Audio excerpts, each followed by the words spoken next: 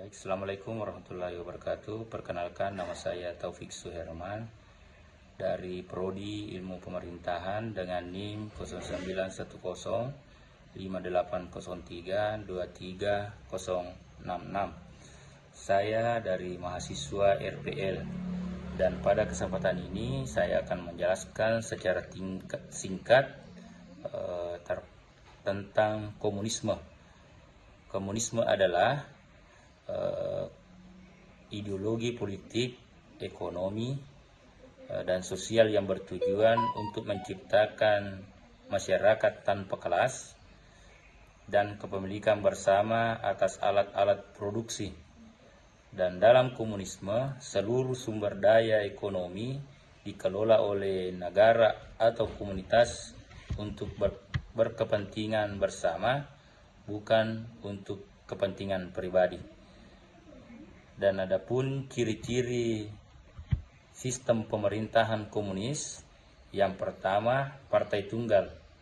Hanya satu partai yang memegang kekuasaan. Dan kedua, yaitu tidak ada pemilihan umum yang bebas. Ketiga, media dikontrol oleh negara. Keempat, ekonomi direncanakan secara sentral. Dan kelima, kebebasan individu dibatasi untuk kepentingan kolektif.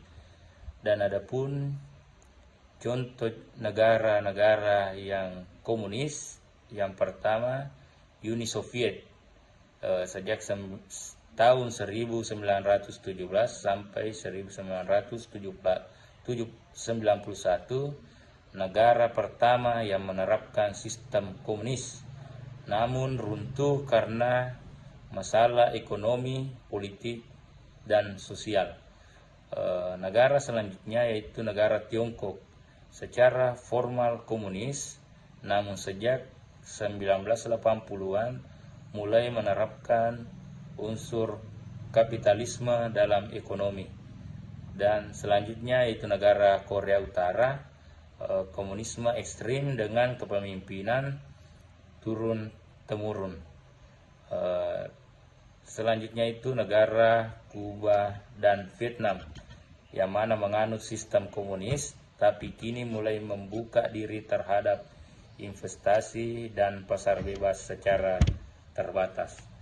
Mungkin cukup sekian dari saya. Semoga apa yang saya sampaikan dapat dipahami dan dengan jelas.